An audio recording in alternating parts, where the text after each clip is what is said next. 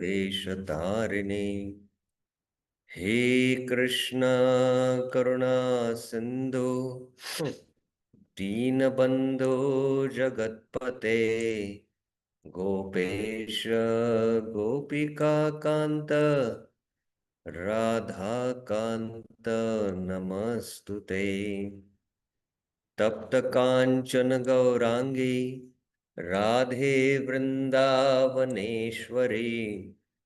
वृषभानुसुते देवी प्रणमामि हरिप्रिये वाञ्छाकल्पतरुभ्यस्य कृपा सिन्धुभ्य एव च पतितानां पावनेभ्यो वैष्णवेभ्यो नमो नमः। जय श्री कृष्ण चैतन्य प्रभु नित्यानंद श्री अद्वैत गदाधर श्रीवासादि गौर भक्त वृंदा हरे Krishna Krishna Krishna Hare Hare Hare Ram Ram Ram Hare Hare Hare Krishna. So welcome to the morning series on the Madhurya Kadambini. We will every time we begin the class, we will recite the Mangalacharan 2 verses and then begin the discussion. Ridva Prenava Bhakti Shasya Vitate Sanjeevani Swagama Rambe Kamatapatarudaha विश्वापगुल्लासिनी धूरान्मे मरुशाकिनोऽपि सरसि भावाय भूयात् प्रभु श्रीचैतन्यकृपानिरङ्कुशमहा माधुर्यकादम्बिनी श्रीचैतन्यकृपानिरङ्कुशमहा माधुर्यकादम्बिनी श्रीचैतन्यकृपानिरङ्कुशमहा माधुर्यकादम्बिनी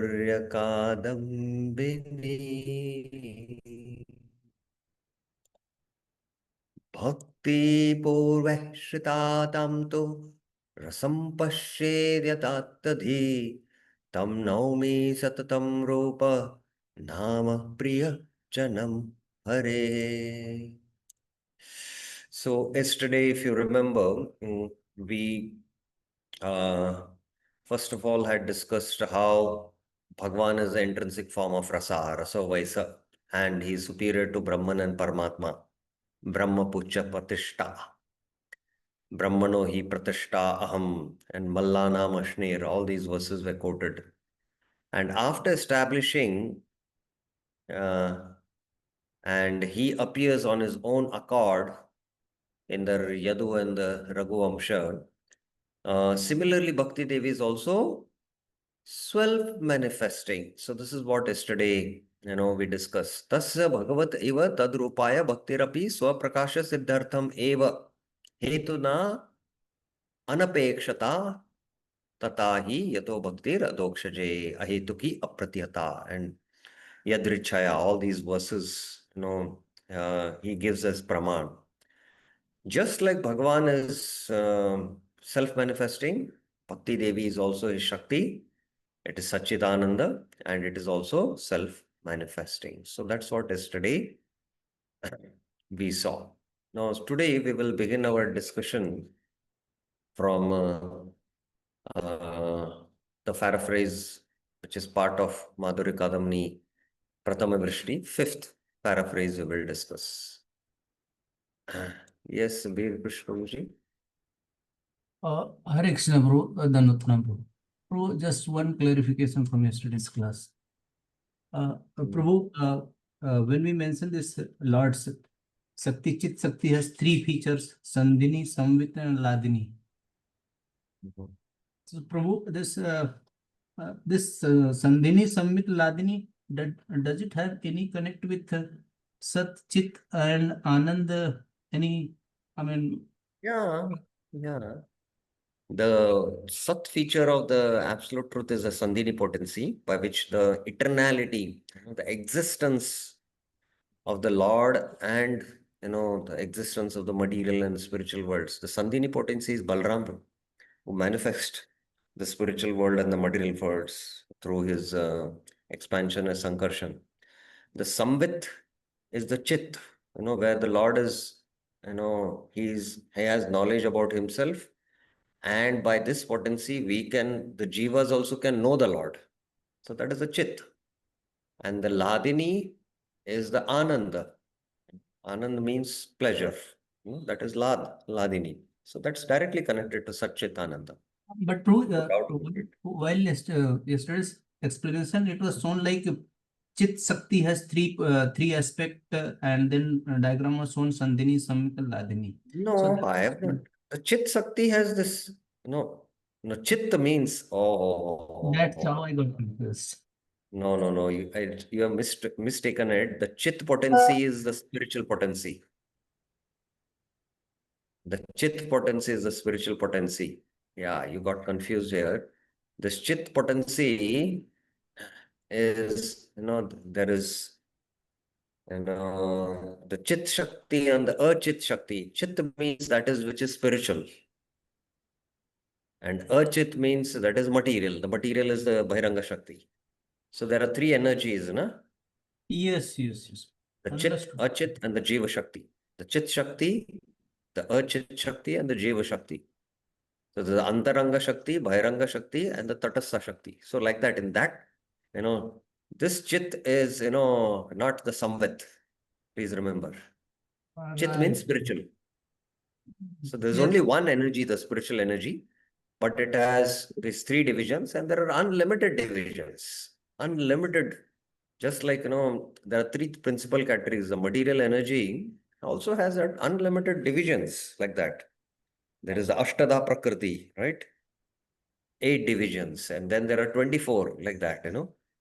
So you can divide them, but basically it is the Bahiranga Shakti. So similarly, the spiritual potency. The spiritual potency has these three divisions. That's what the point we made. I hope it is clear now. Yes. Thank you very much. Prabhu. Thank you very much. Okay. Okay. Good. You brought out this point. Very nice observation. So we discussed yesterday how Bhakti Devi is also self-manifesting. Now, in today's fifth phrase, because it is a prose, it's not a poetry, in the first Pratama Vrishti, what does it mean that Bhakti appears on its own accord? Because in uh, the previous text, it was mentioned, Yadricha. So this Yadricha will be now analyzed in detail, further analysis how, it is causeless and there is no, cause. It is causeless. How this will be analyzed. This is quite analytical and it is very interesting. And one has to carefully try to understand this. Okay. So I'll read the entire phrase and then we'll break it line by line and we'll go a little slow here so that we can understand each of this. यदृच्छया केनापि भाग्येनेति व्याख्यान भाग्यम नाम किम शुभ कर्मजन्यम तद ajanyam va. Some describe the word yadricha as by good fortune. Bhagyeneti vyakhyana. Some describe bhagyam. If this is expected, then one may ask whether this good fortune arises from pious activities or not. Kim shubh karmajanyam tad ajanyam va. If we accept pious activities as the cause of such good fortune, Ade Bhakti Karmajanya Bhagya Janatve, then it is dependent on good deeds and loses its self-manifesting nature. Karma Paratantrya Swaprakashata Apagama. So if you take this as a Shubha Karma, then the immediate previous, preposition which we had given, that bhakti is self-manifesting, that loses. Then द्वितीये भाग्यस्य अनिर्वाच्यत्वेन ज्ञेयत्वद् असिद्धे कथं हेतुत्वम्? If pious activities are not the cause of good fortune, then again the cause remains unknown. Asiddhi katam hetutvam. It's not known. Bhagavad kripayeva hetur ityukte tasya api hetava anvishaya mane anavastha. Don't get here attentively. I know it's difficult. Even I don't know Sanskrit, but I'm just mapping and trying to understand it. By logic, the cause of misfortune being unknown, how can we accept that it causes bhakti? By logic, a fact that is itself unproven is unable to prove another fact. So this is all part of this only, huh? Asiddhe katam hetutvam. Then now, if Lord's mercy is accepted, Bhagavad kripa eva hetur ityukte, as a cause of bhakti, one may again ask about the cause of that mercy. Api hetava anvishyamana anavastha. So, what is the cause of the Lord's mercy? Inquiring more and more about the cause of Lord's mercy, one is unable to come to a conclusion, and the fact remains unproven. Anavastha. If our one says that the causeless mercy of the Lord is the cause of bhakti, tat kripaya nirupadikaya hetutve tasya asarvatrikatvena tasmin bhagavati vaishamya prasajjate. So it's just the causeless mercy of the Lord as a cause of bhakti, then it should be seen equally bestowed to all. Since this is not seen, it would imply a fault of partiality in the Lord. दुष्ट निग्रहेण स्वभक्त पालन रूपस्तस्य वैषम्य तत्र न दूषणावम प्रत्युत्य भूषणावम एव. The partiality seen in the Lord in punishing the demons and maintaining his devotees is not a fault. It's not a dushan, but it is an ornament. Bhushanam eva. The Lord's affection for his devotees is supreme. Bhakta vatsalya gunasya sarva chakravartitvena, ruling all over all his other qualities like universal emperor. Sarvopa mardakatvena parishtat. This will be discussed in detail in the 8th shower of this book. Ashtama Vrishte, Ashtama Amrita Vrishte, Vyakyasya Manatvat. So we'll go line by line and it will become more and more clear. Okay, let's start this. Yadrichaya kenapi bhagyeneti व्याख्याने भाग्यम नाम किम शुभ कर्मजन्यम tad ajanyam va. Some people take to mean by good luck or chance, bhagya. But that meaning is not suitable here. For then one should be forced to inquire as the origin of the good luck. Is it perhaps caused by material activities, shubha karma, or something else? Now, please carefully see the critical analysis what Vishwanath Chakra Thakur is doing and try to understand this. And we'll go step by step here. So, if you say that yadricha, if you say it is what? Bhagya. Yadricha is what?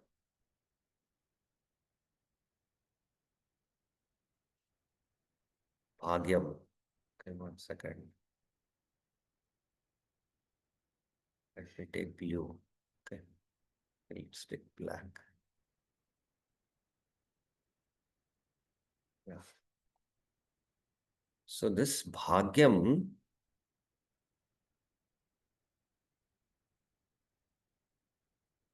is what? Good fortune. It is what? Shubha karma. If you take this as Shubha karma, particular or something else, or something else.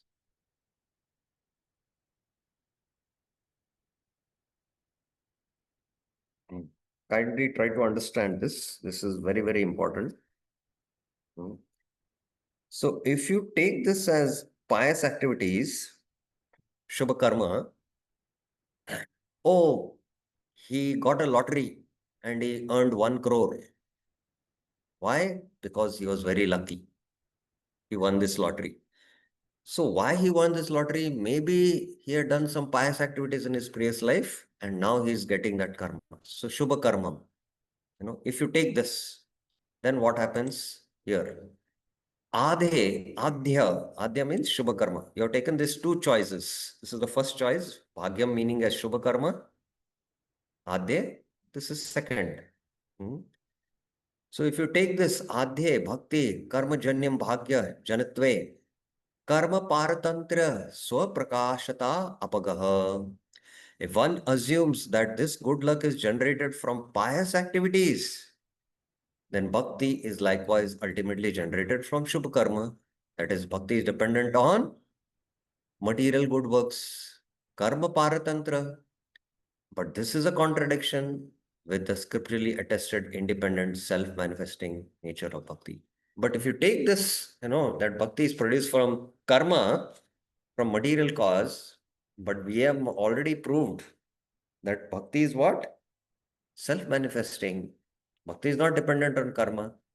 So what happens if you take Shubha karma, then what happens? Bhakti Swaprakash. Swaprakash is, disproved. But this is already proved that just like Lord is self-manifesting, Bhakti is also self-manifesting. So we cannot take Shubha karma. Okay. So I'll go to the next and then we will take up questions. Dvitiye bhagyas anirvachyatvenagyatatva asiddha katam hetutvam. If one argues that this luck is not due to any pious activity, being indescribable by words and unknowable by the intellect, then it would be insubstantial and could not be accepted as a cause. You know, so this, if you take this not Shubha karma, it's something else, but you are not actually, you know,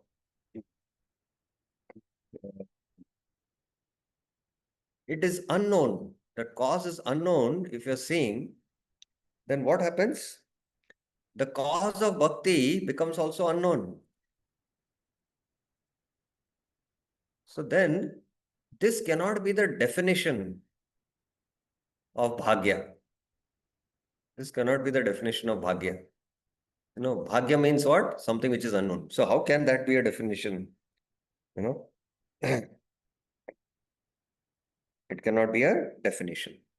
So the Swaprakashatvam is lost here. And if you take this as Shubha karma, and all the Shruti and the Smriti, scriptural definitions also become disproved if you take this as Shubha karma. And if you say it is something unknown, as the cause of bhakti, then this kind of a definition of bhagyam, is, it is unproven. You cannot prove this. You cannot prove this. So this is the first proposition he gives. Now next, it's also, if you take the first explanation, then swaprakashatva is lost. If you take, anirvachanam, it cannot be unknowable, then also, that is not a substantial, that's not a definition in one sense. Then now he gives the third proposal. भगवत कृपा एव हेतुर इति उक्ते तस्या असार्वत्रिकत्वेन तस्मिन् Bhagwati वैषम्य प्रसज्यते. If one proposes that the cause of bhakti is the Lord's mercy, then one must then find a reason for the mercy. Thus, this statement giving rise to further need for explanation is inconclusive in itself. Okay. So now, please understand now how Vishwanath Chakra Thakur is, this is the process of elimination by logic, you know.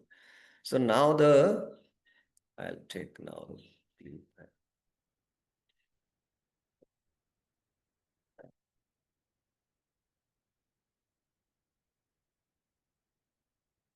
So the third one,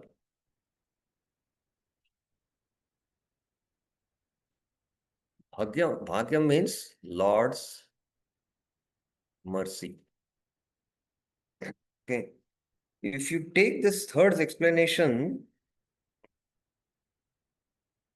that Bhagya means Lord's mercy, there is a problem. What is the problem? One must find the reason for that mercy. That why, the Lord is uh, giving his mercy. What is the further cause of it? What is the further cause of it? So the cause of X is Y. The cause of Y is Z. The cause of Z is XX. The cause of Z is YY. The cause of YY is ZZ. Like that, you have to find out what is the further cause. And if you go into this, you go into an infinite loop. In computer programming, this is there. You go into infinite. So this is called as anavastha dosha. Anavastha. Anavastha dosha. Dosha. You know, where there is an endless chain without any end, So that's why we have to find out this further cause, and it goes into a loop. What is the cause of the Lord giving mercy? And then now, if one therefore responds that the cause is the Lord's absolute, unqualified, or causeless mercy, no, no, Lord's mercy is, now this is the third argument. Now this is the fourth. The fourth argument is what? Ultimately, it is a causeless mercy of the Lord. It's just the causeless mercy of the Lord. Now, if you take this argument, what is the problem? What do you think is the problem? That ultimately bhakti is the causeless mercy of the Lord. What is the defect here in this argument? Let us hear from others. What is the defect? Prasanna Lakshmi Mataji, yes. Yes. Uh, if the Lord's mercy is costless, then it should be for everyone. It should be equal for everyone. Yes. The Lord's causeless mercy should be with everyone because all living entities are part and parcel of the Lord. So he should have causeless mercy on everyone. But do we see that everyone takes to bhakti? No. Even in devotees' families, sometimes the son is a devotee, parents are not devotees. Some of the parents are devotees, the children are not devotees. Other family parent, mother and father are not devotees. So we see this, So that's why even the causeless mercy cannot be taken because that will be what? If you say it is causeless mercy, then all living entities, would attain bhakti. But is this seen? Hmm? Is this seen? No, it is not seen. All living entities don't attain bhakti. Only some few attain bhakti. So you cannot say it is the Lord's causeless mercy also. Hmm.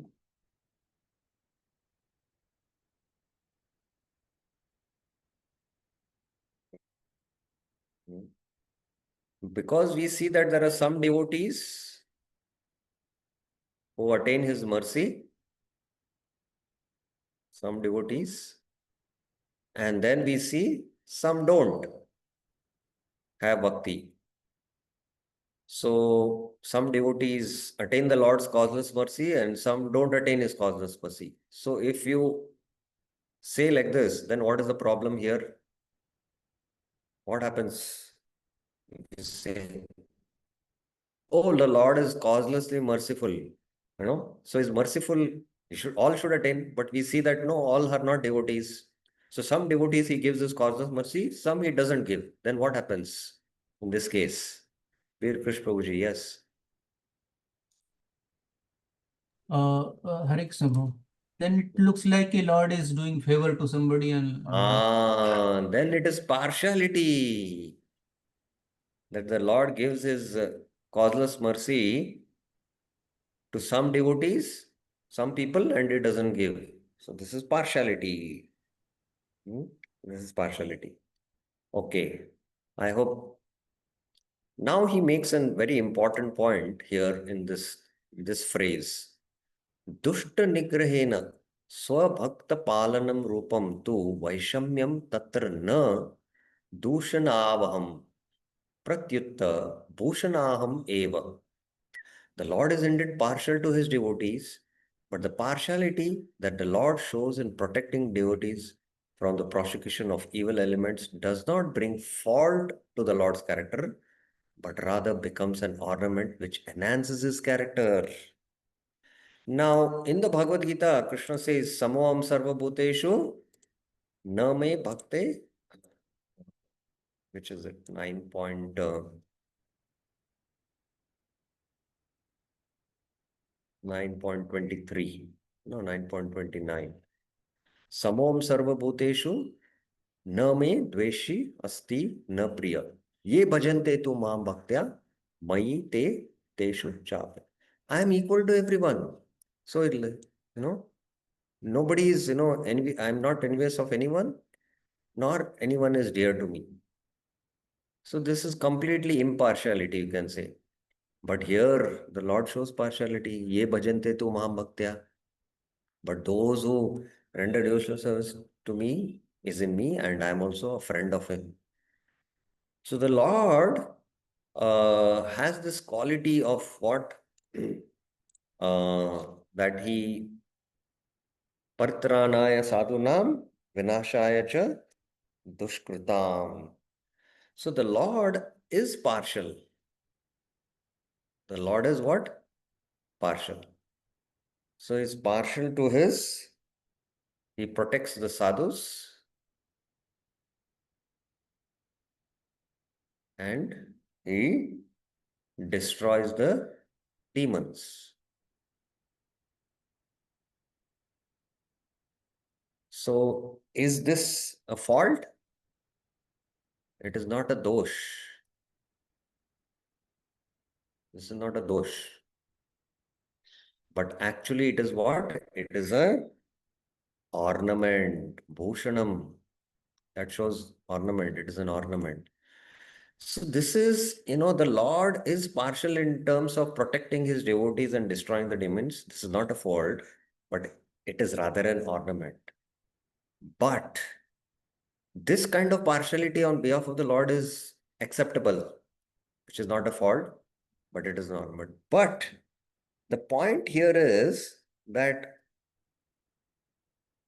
bhakti, these are already devotees. The sadhus are devotees, and he protects the devotees. But in terms of giving bhakti, you know, if he shows partiality, then it will become a fault. Whereas protecting the devotees and destroying the demons is not a fault, but it is an ornament. So that's the point being made. Bhakta Vatsala Gunasya Sarva Chakritva Bhakta Vatsala Gunasya Sarva Chakra Vartitvena Sarvopa Mardhanakatvena Pavishat Ashtama Vrishte Vrishto Vyakyasya Vyakasya manatvat. This overruling nature of the Lord's affectionate obligation to his devotee, Bhaktavatsal Gunasya, it is like a powerful king, Chakravartitvan, subjugates all contradictory factors. Sarvo pa mar mardakatvena upavishat. So it is this quality of Bhaktavatsala, it is all about all other qualities of the Lord. And he can, that is the absolute truth definition. And will be discussed in the 8th chapter, Ashtama Drishta. So this is what, he concludes in this phrase. And so ultimately, by killing the demons also, the Lord shows his mercy, because these demons, because of being envious to the Lord and his devotees, they might go through hellish suffering. But his killing also is compassion, by which they attain liberation, which the yogis, attain with great difficulty. So,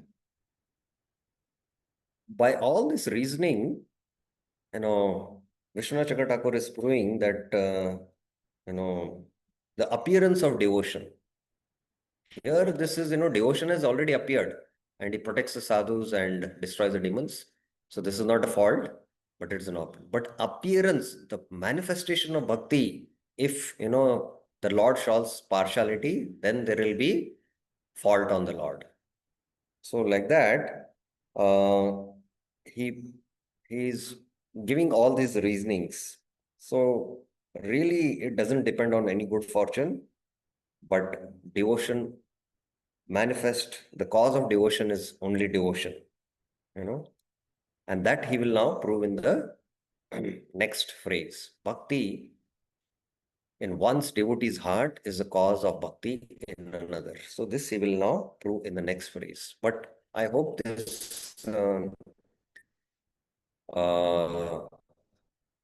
this part, if you have any questions, we will take up first this. If any questions, any clarifications, if you have not understood this is very important to understand. By the process of elimination, is systematically proving how bhakti manifests from bhakti itself. Yes, Mataji, you have a question? Hare Krishna, Prabhuji. Yes. Yes, Prabhuji, what is Sukriti then? Sukriti is just pious activities. Sukriti is pious activities. So, but like if in case by of performing karma, punya karma, you get, Sukriti. By papa karma, you get dushkriti. like in case of like for in order to get association of the devotees, there was a mention that you need Sukriti for that. Where it is Like mentioned, just in order to get the association of devotees, we need Sukriti. Where it is mentioned? so even association which we get like from my understanding, but just to start the process of bhakti, you would need association of devotees. Yeah, but how that is Sukriti? How that is material piety? So it's not material piety. No, it's not material piety. It's the causeless mercy of the devotee that he comes and gives his association. Okay. It's a causeless mercy of the devotee that he yadrichaya, like Parikshit Maharaj was, when he got the news that he's going to die in 7 days, he retired on the bank of Ganga, and or Yamuna, you can say, and all the great sages assembled there. And out of his own sweet will, Parikshit Maharaj entered there. Shukdev Goswami entered in that assembly. out of his own yadrichaya. There also the term has been used as yadrichaya, of his own sweet will, to give his association. So that is also the sadhu's, independent free will. That will now come to the next phrase. When we discuss the next phrase, it will become more clear. So I hope you are able to understand this text 5. It's very important. Okay. Okay, now let's go to the text 6.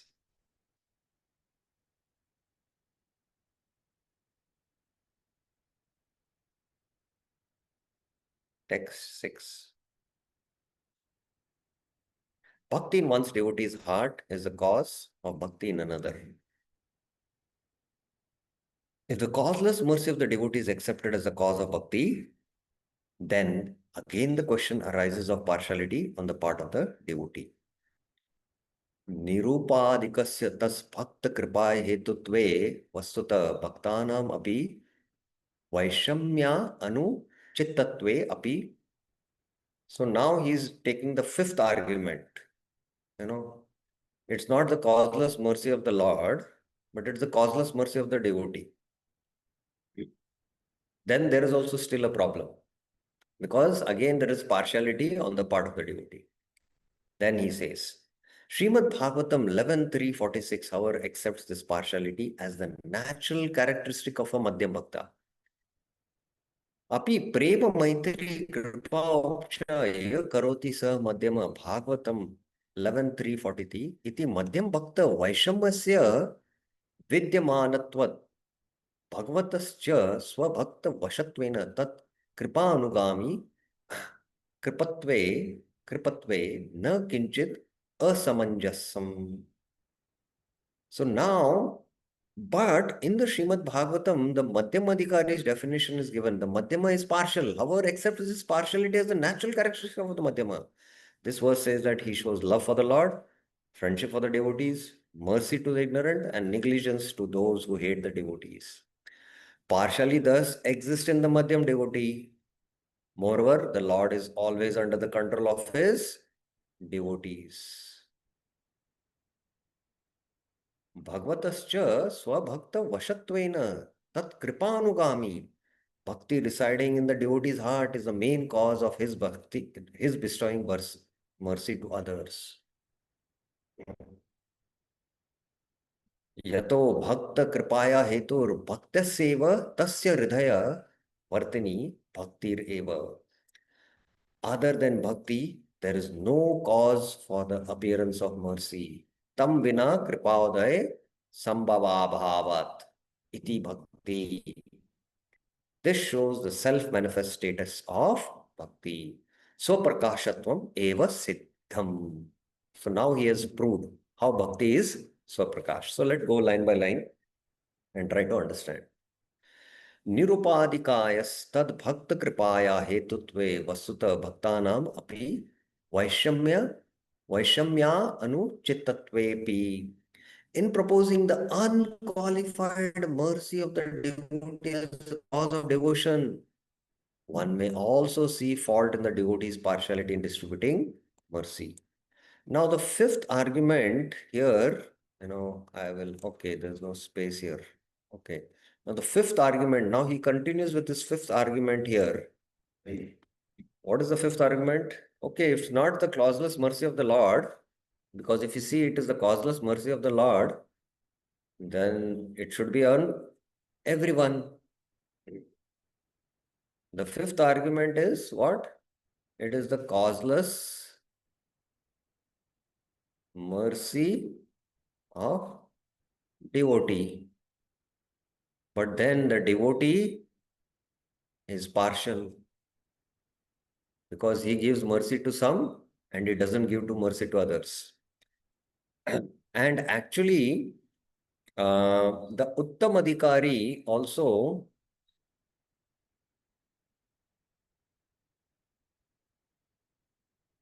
is like the Lord, he's also like the Lord, because he doesn't discriminate. He should give mercy to everyone. But if you accept this for the Uttam Adhikari, then there is a problem. Because Uttamadhikari, he sees everyone as devotee, you know. But for a Madhyama, he is partial. And this is mentioned in the Srimad Bhagavatam 11, 11 to 46. 11 to 46. In 11 to 46, it is mentioned that the Madhyam does partiality. You know, he does partiality. He has love for the Lord. And then he does what? Kripa to the innocent and Maitri to his friends, devotees, and Upeksha. Upeksha he does to the envious. So like that, he is partial. So the Madhyamadhikari is partial. So in that sense, this, we see that, the bhakti is not, the causeless mercy of the Uttamadhikari, because then all should have bhakti, but not all are having bhakti. So that's why, in one sense, Madhyamadhikari is partial.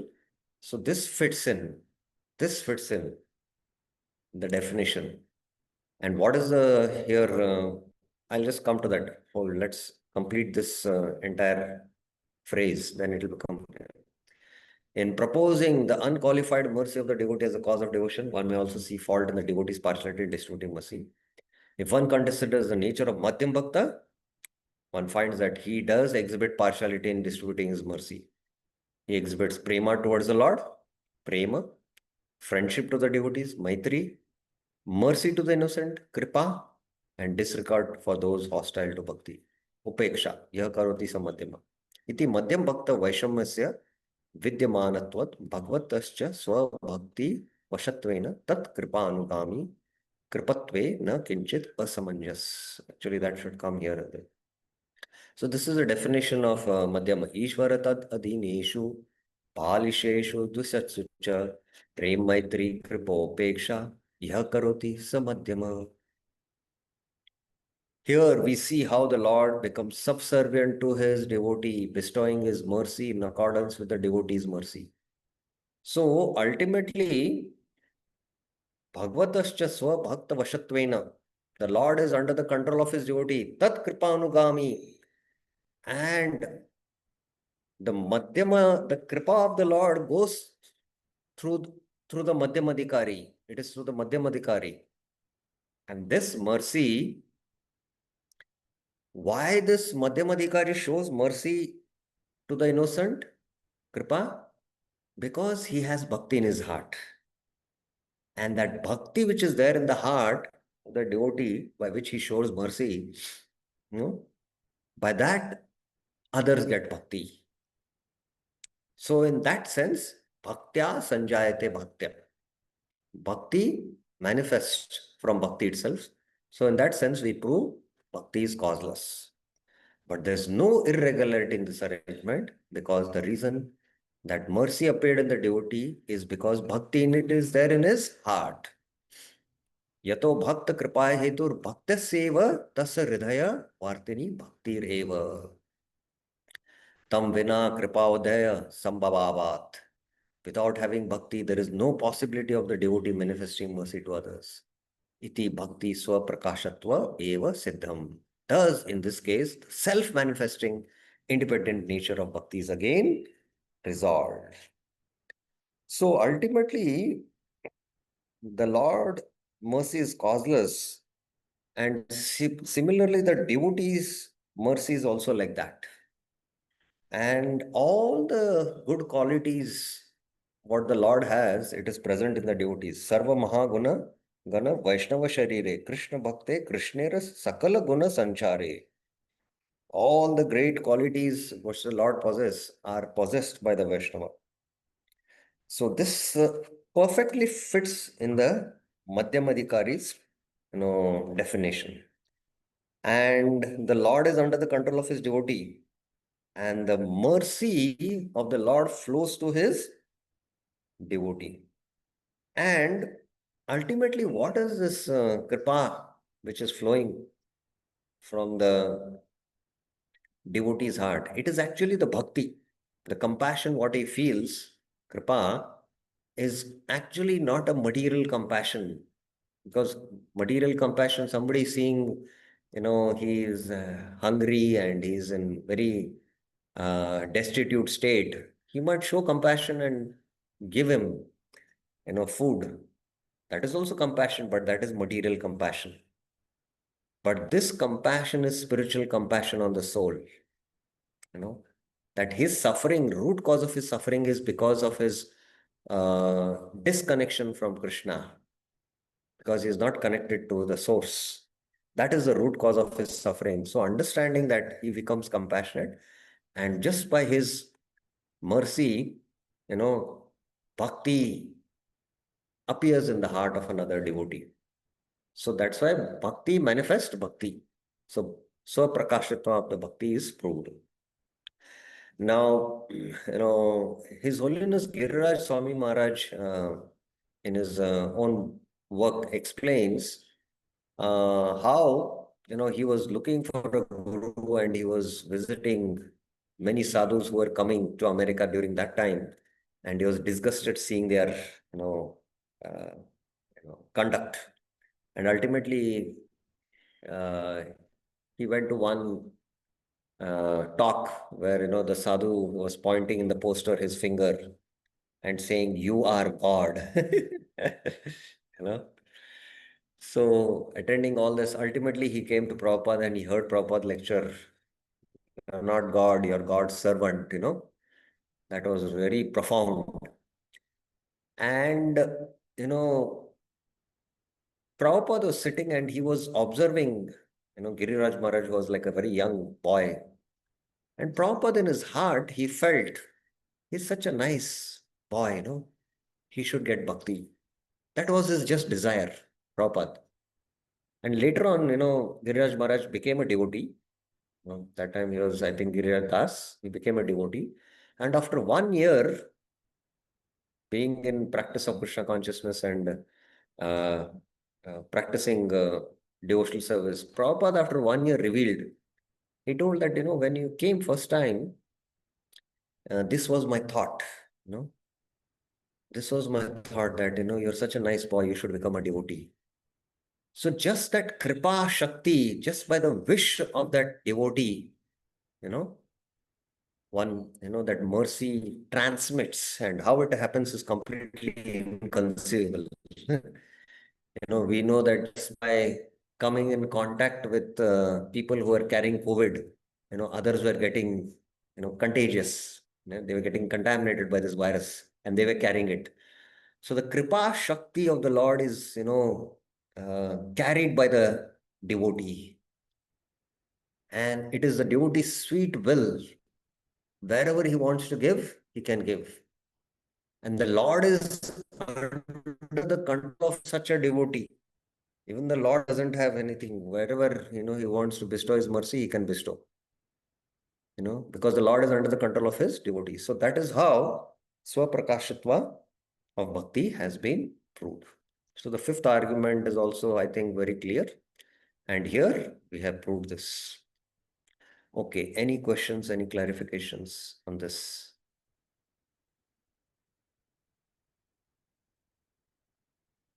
I hope you were able to understand the flow of logic in this whole discussion. It is little technical and, little, you have to apply logic, but it's very simple also at the same time. Yes, Veer Krishnaji. Hare Krishna, Prabhu. Prabhu, now it's very clear that Lord's mercy is flowing through devotee, that is also through Madhyama devotee, and that's how it is. Madhyama devotee, yes. Prabhu, while distributing the bhakti by Madhyama Adhikari, is there any role of, from recipient side, he's qualified or not qualified, that also playing role? Oh, absolutely no role. Absolutely nothing. Absolutely nothing. Now, this is very important. You brought out, and again in the next, paraphrase, he will take up. Now he'll, having established this, now he will further solidify it, that understanding will come. Now, in the classic case of, Narad Muni in his previous life, he was the son of a maidservant, you know. In fact, he was coming from a Shudra community. He was unqualified. He was uneducated, you know. And especially that verse, if you see the verse, it looks like, he was a young boy. He had controlled his senses. Dante, it is mentioned, and Albaka, Arbaka, he was, not childish and frivolous, and he was not playful, all that, you know. So maybe these were the qualities which these Bhaktivedanta saw. He has all these good qualities, and that's why let us bestow Bhakti. No, they were apitulyata darshana. They were having, they saw everyone equally.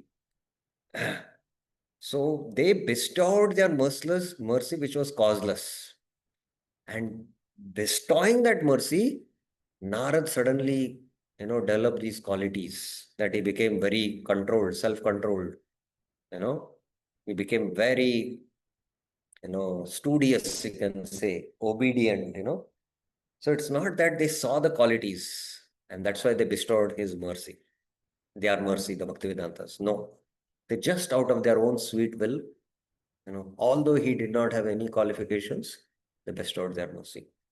Similarly, in the Puranas, there is a description that Ajamil, he was within the Varnashram and he was a Brahmana. He had this, Brahminical qualification of Tapo, Shama, Dhamma, Tapo, Arjavam, and he was doing his Brahminical duties. He was performing yajnas as per his instructions of his father, who was his spiritual master. And he had gone to collect firewood. And he saw this scene and he became contaminated and he lost all his Brahminical qualities and he became a thief, a murderer, a plunderer. And he was the most sinful of the sinful. And ultimately, leading this kind of life, having 10 children born out of this prostitute, drunkard, sometimes, it is mentioned, Radha Govind Maharaj says that sadhus were passing by this village. So as they were entering the village, they asked, the old people sit, in the outskirts and they chat. So they asked, we would like to go to a Brahmana's house, to get fresh and have something so that we can carry on with our journey. So can you suggest somebody's home here? So out of fun, because Ajaval was previously a Brahmana, but now he was a big rogue and thief. Out of fun, they told, go to Ajamil's house. You know. So they all went. And Al-Jamil had gone for his nefarious activities, for looting and all. And his wife, was carrying the 10th child. She was pregnant. And when they entered their home, these sadhus, they saw everywhere there were liquor bottles, place was completely dirty. Brahmana means he's clean. And they were wondering why these people, told that this is a Brahmana and, but they saw the conduct of this lady, and they were completely, taken aback. And then ultimately, because, even in the Vedic culture, even if one is most degraded, sadhu means they will also respect. So she was carrying the child. She said, please bless, the child which I am carrying and, give him some name, which name you suggest. So out of their causeless mercy, they said, Narayan. Keep his name Narayan.